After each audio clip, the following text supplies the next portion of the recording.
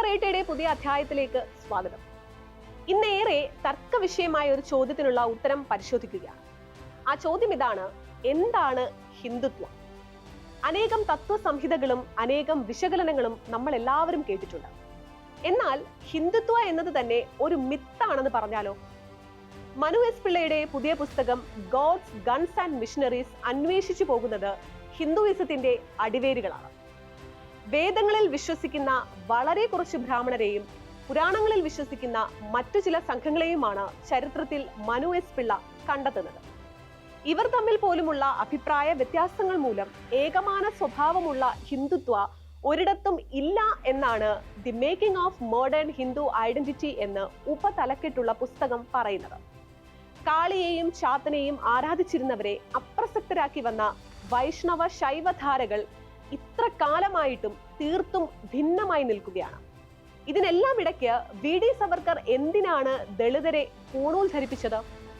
അത്യന്തം സ്തോഭജനകമാണ് മനു എസ് പിള്ള ഇന്ത്യയെക്കുറിച്ച് എഴുതി വച്ചിരിക്കുന്ന ഈ വിവരങ്ങൾ.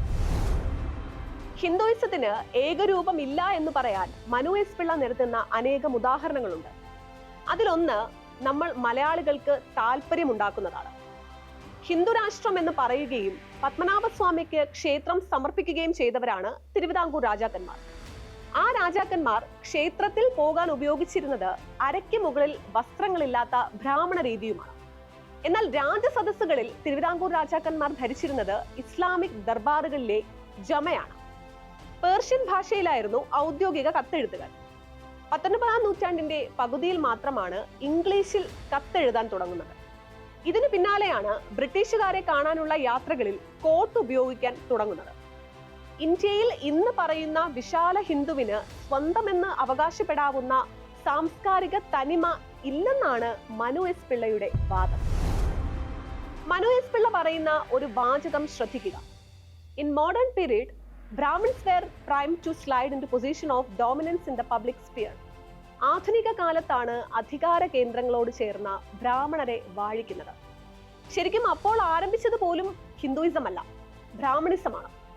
ബ്രിട്ടീഷുകാരോട് സംസാരിക്കാൻ ബ്രാഹ്മണർ, സാഹിത്യം എഴുതാൻ ബ്രാഹ്മണർ, മാധ്യമങ്ങളിൽ ബ്രാഹ്മണർ, ഉദ്യോഗസ്ഥ തലങ്ങളിൽ സർ CP രാമസ്വാമിയെ പോലുള്ള ബ്രാഹ്മണർ, രാഷ്ട്രീയ അധികാര കേന്ദ്രങ്ങളിൽ കേരളത്തിൽ പോലും EMSനെ പോലുള്ള ബ്രാഹ്മണർ, അയ്യർമാരും അയ്യങ്കാർമാരും നിറഞ്ഞ സർവകലാശാലകൾ, ഇങ്ങനെ 1% മാത്രം വരുന്ന ബ്രാഹ്മണരുടെ ആധിപത്യമാണ് ഹിന്ദുയിസം എന്ന പേരിൽ സംഭവിച്ചത് എന്നാണ് മനു എസ് പിള്ള പറയുന്നത്. എന്താണ് ഹിന്ദുവിനെയും ഹിന്ദു അല്ലാത്തവരെയും വേർതിരിച്ചത്? അത് വിശ്വാസമല്ല, അയിത്തമായിരുന്നു എന്നാണ് മനു എസ് പിള്ള പുതിയ പുസ്തകത്തിൽ സ്ഥാപിക്കുന്നത്.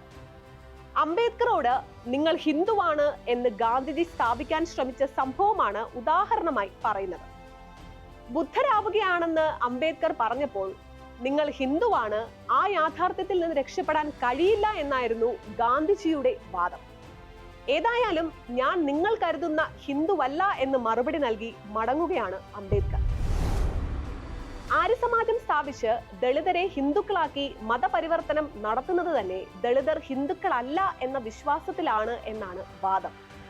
എന്തുകൊണ്ട് ദളിതരെ ഹിന്ദുക്കളായി പരിവർത്തനം ചെയ്തു എന്ന ചോദ്യത്തിന് ആര്യസമാജം പ്രവർത്തകർ നൽകിയ മറുപടി ആ പുസ്തകത്തിലുണ്ട്. മിഷനറിമാർ ദശലക്ഷക്കണക്കിന് ദളിതരെ ക്രിസ്ത്യാനികളാക്കുകയാണ്. മുഹമ്മദീയ മുല്ലമാർ ദളിതരെ മുസ്ലിമുകളുമാക്കുന്നു. ഇവിടെ ദളിതരെ ഹിന്ദു ആക്കിയില്ലെങ്കിൽ ഹിന്ദു ന്യൂനപക്ഷമായി പോകും. അതുകൊണ്ടാണ് ആര്യസമാജം മതപരിവർത്തനം ആരംഭിച്ചത്. ഹിന്ദുവായി പരിവർത്തനം ചെയ്തവർക്ക് ആര്യസമാജം നൽകിയ കത്തും ശ്രദ്ധേയമാണ്: നിങ്ങൾ ഇനി ചേലാകർമ്മം നിർവഹിക്കരുത്. അന്ന് ഇന്ത്യയിലെ ചില ഗോത്ര വിഭാഗങ്ങൾക്കിടയിൽ ചേലാകർമ്മം ഉണ്ടായിരുന്നു. അതുപോലെ നിങ്ങൾ ഇനി മരിച്ചവരെ കുഴിച്ചിടരുത്, ദഹിപ്പിക്കണം.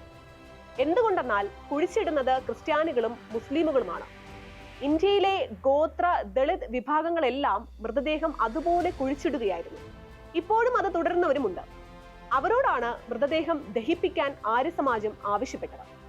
ഇവിടെയാണ് സവർക്കർ എന്തുകൊണ്ട് ദളിതർ ഹിന്ദുക്കളാണെന്ന് പ്രഖ്യാപിച്ചു കൂട്ടായ്മകൾ നടത്തി എന്ന ചോദ്യത്തിനുള്ള ഉത്തരവും വരുന്നത്. ദളിതർ എല്ലാവരും മുസ്ലിംകളും ക്രിസ്ത്യാനികളും ആകുന്ന സ്ഥിതി വന്നാൽ രാജ്യത്ത് ഹിന്ദുക്കൾ ന്യൂനപക്ഷമാകും. എണ്ണത്തിൽ 1% തികയാത്ത ബ്രാഹ്മണരും അത്രമാത്രം വരുന്ന ക്ഷത്രിയരും അമ്പലവാസി വിഭാഗങ്ങളും മാത്രമേ ബാക്കിയുള്ളൂ എന്ന നില വരും. ഇതാണ് ദളിതരെ സംഘടിപ്പിക്കാനായി സവർക്കർ ഇറങ്ങാനുള്ള കാരണമെന്നാണ് പുസ്തകത്തിൽ പറയുന്നത്. സവർക്കറെ കുറിച്ച് വേറെയും ചിലത് ആ പുസ്തകം പറയുന്നുണ്ട്. മഹാരാഷ്ട്രയിൽ സവർക്കർ സംഘടിപ്പിച്ച റാലിയിൽ അയിത്ത ജാതിക്കാരെ സംസ്കൃത മന്ത്രം പഠിപ്പിക്കുന്നുണ്ട്. ശേഷം എല്ലാവർക്കും പൂണൂൽ നൽകി പറയുന്നത് ഇനി ജാതിയുടെ പേരിൽ വഴക്കുണ്ടാക്കരുത് എന്നാണ്. അങ്ങനെ പൂണൂലിട്ട ദളിതർക്ക് പഴയ ബ്രാഹ്മണ പാരമ്പര്യം അവകാശപ്പെടുന്നവരുടെ വീട്ടുമുറ്റത്ത് പോലും ഇന്നും പ്രവേശനമില്ല. അവർ വയ്ക്കുന്ന ഭക്ഷണം പഴയ ബ്രാഹ്മണർ കഴിക്കുകയുമില്ല. സവർക്കറെ കുറിച്ചുള്ള നിരവധി കഥകളും ഖണ്ഡിക്കുന്നുണ്ട് ഈ പുസ്തകം. സവർക്കർ ദിവസങ്ങളോളം ഇംഗ്ലീഷ് ചാനലിൽ തണുപ്പ് സഹിച്ചു കഴിഞ്ഞു എന്നും ഇംഗ്ലീഷ് ചാനൽ നീന്തി കടന്നു എന്നുമാണ് ഒരു കഥ. കപ്പലിൽ കൊണ്ടുപോയ സവർക്കർ കണ്ണു വെട്ടിച്ച് ചാടി എന്നും ഇംഗ്ലീഷ് ചാനൽ നീന്തി എന്നുമുള്ള ആ കഥയെ തിരുത്തുന്നത് ഇങ്ങനെയാണ്. തിരുത്ത് ഫ്രഞ്ച് പോലീസിന്റെ ഔദ്യോഗിക രേഖ ഉദ്ധരിച്ചാണ്. SS മോറിയ എന്ന കപ്പലിലാണ് സവർക്കർ. ഇന്ത്യയിലേക്ക് വിചാരണയ്ക്ക് കൊണ്ടുവരികയാണ്. 1910 ജൂലൈ 8 രാവിലെ 6:30 കപ്പൽ മാഴ്സിലസിൽ നങ്കൂരമിട്ടു. സവർക്കർ ശുചിമുറിയിലേക്ക് പോയി. പിന്നീട് ശുചിമുറിയിൽ നിന്നിറങ്ങി ഓടി. കപ്പലിനോട് ചേർന്ന് കരയിൽ നിന്ന ഫ്രഞ്ച് പട്ടാളക്കാരൻ പിന്നാലെ ഓടി. 400 മീറ്റർ ഓടിയപ്പോഴേക്കും അയാൾ സവർക്കറെ പിടികൂടി. 10 മീറ്റർ അപ്പുറത്ത് നിന്നിരുന്ന മേലധികാരിക്ക് കൈമാറി. ആകെ 4-5 മിനിറ്റിൽ രക്ഷപ്പെടലും പിടിക്കലും കഴിഞ്ഞു. കപ്പലിൽ ഇംഗ്ലീഷ് ചാനൽ കടന്നെങ്കിലും സവർക്കർ നീന്തി കടന്നിട്ടില്ല. ദിവസങ്ങളോളം ഭക്ഷണവും വെള്ളവുമില്ലാതെ വെള്ളത്തിലും കിടന്നിട്ടില്ല. ശരിക്കും സവർക്കർ ഫ്രാൻസിൽ രാഷ്ട്രീയ അഭയം ചോദിക്കാനായി ചാടി ഓടിയതെന്നാണ് ഫ്രഞ്ച് പോലീസ് രേഖകൾ. പിടികൂടിയ ഉദ്യോഗസ്ഥരോട് ഫ്രാൻസിൽ അഭയം നൽകാനും സവർക്കർ ആവശ്യപ്പെട്ടു. പോലീസുകാർ അത് അംഗീകരിക്കാതെ ഇംഗ്ലീഷുകാർക്ക് തന്നെ കൈമാറുകയായിരുന്നു. ജൈന ബുദ്ധ മതങ്ങളെ തുടർന്നു വരുന്ന ഹിന്ദുയിസം. ആധുനിക ഹിന്ദുത്വയുടെ പ്രഘോഷകനായ വിനായക് ദാമോദർ സവർക്കർ. ഈ രണ്ട് വഴികളുടെയും ചില വസ്തുതകൾ പറയുകയാണ് മനു എസ് പിള്ളയുടെ gods guns and missionaries the making of modern Hindu identity. ഏറെ വിവാദങ്ങൾക്കും അതിലേറെ പഠനങ്ങൾക്കും പ്രയോജനകരമായ വിവരങ്ങളാണ് പുസ്തകം നിറയെ. സാഹിത്യ ഭാഷയിലുള്ള മനു എസ് പിള്ളയുടെ എഴുത്തുകൂടിയാകുമ്പോൾ മറ്റു ചരിത്ര കൃതികളിൽ നിന്ന് വ്യത്യസ്തവുമാകുന്നു. ഇതുവരെ ദന്തസിംഹാസനത്തിന്റെ രചയിതാവെന്നാണ് മനു എസ് പിള്ള അറിയപ്പെട്ടതെങ്കിൽ ഇനി അത് ഗോഡ്സ് ഗൺസ് ആൻഡ് മിഷണറീസിന്റെ പേരിൽ ആയിരിക്കും.